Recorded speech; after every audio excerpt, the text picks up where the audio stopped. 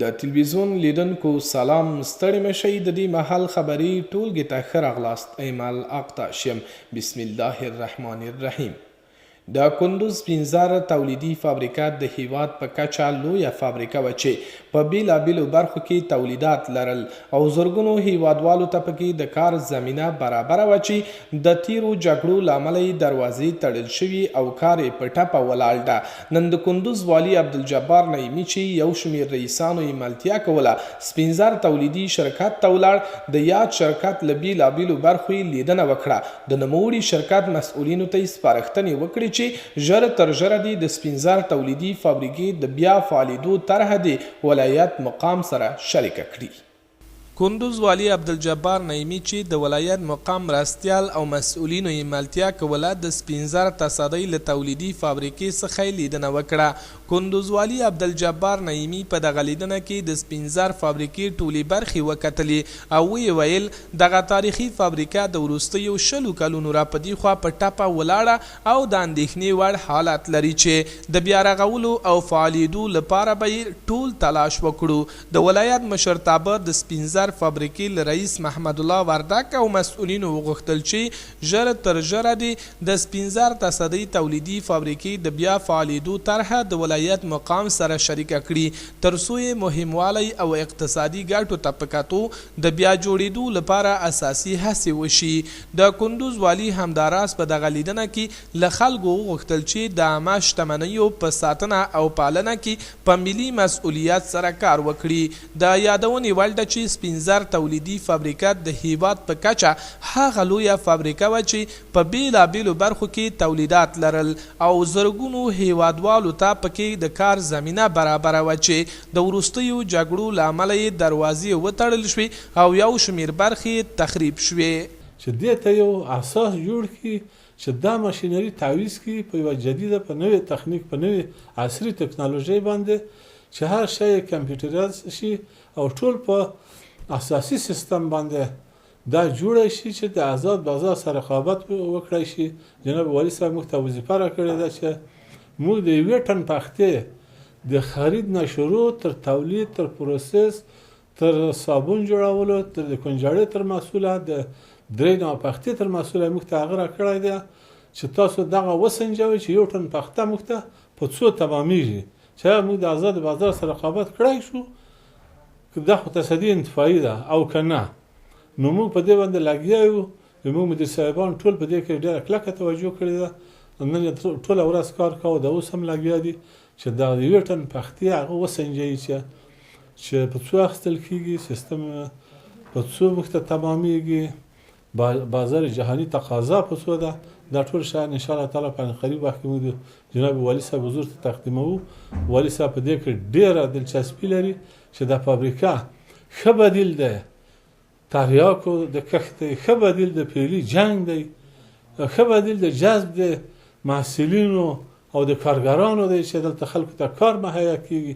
په شمال ختیځ زون کې د ملي پوځ د 20 پامیر فرقې قماندان برید جنرال نور الله قادري تبدیل او په هرات کې د میاشتې 200 ظفر قلوردو د قماندان په توګه په دنده وګمارل شو.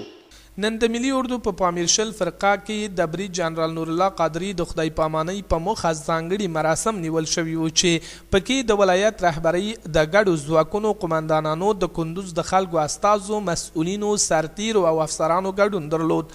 مراسمو ته د ملي امنیت رئیس، د پامیر شل فرقې د لومړي پلي قماندان په پارلمان کې د کندوز استازي ډاکټر فاطمه عزیز، د ولایتي شورا غړي غلام رباني د سرحدي لوا قماندان او یو شمېر ویناوالو په وار سره خبرې وکړي او د ښاغلي قادري خدمتونه او د کندوز په امنیت کې نه ستړي کېدونکي شپه ورځ تلاشونه وستایل. کندوز والي عبدالجبار نعیمي بیا برید جنرال نور الله قادري ته د نوې دندې د مبارکۍ ترڅنګ وویل هغه مهال چې په لغمان کې مې ماموریت او خدمت کاوه، د ملي اردو د لومړي پلي لوا قماندانۍ د برید جنرال نور الله قادري سره وه. زه ښاغلی قادري د هیواد د یو ژمن په وطن او خلکو مین جنرال ترڅنګ د خپل یو نږدې دوست او ملګري په صفت پیژنم. د ښاغلي قادري تلاشونه او خدمتونه چې د هیواد په بیلابیلو ولایتونو کې د امنیت په ساتنه کې کړي ستایم او تقدیر یې کوم. ډاډه یم چې په نوي ورسپارل شوي ماموریت هم په ښه شکل پر مخ یوسي او تر خپل ماموریت لاندې سیمو کې به د دښمن جارړي وباسي.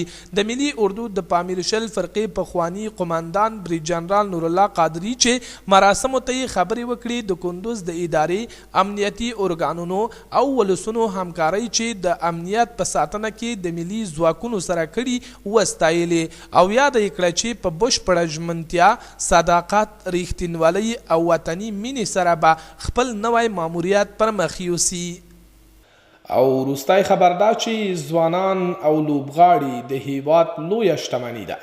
هڅه دې وکړي چې په ټولو ملي او عامه بهیرونو کې په بشپړه ملي مسؤلیت سره کار وکړي او د خپل دولت ترڅنګ په ټولنه کې مثبت پیغامونه خپاره کړي. دا څرګندونې د کندوز والي عبدالجبار نعیمي ځوانانو او ورزشکارانو سره په لیدنه کې وکړي. کندوز والي عبدالجبار نعیمي دا څرګندونې د یو شمېر ځوانانو او ورزشکارانو سره ناسته کې وکړي.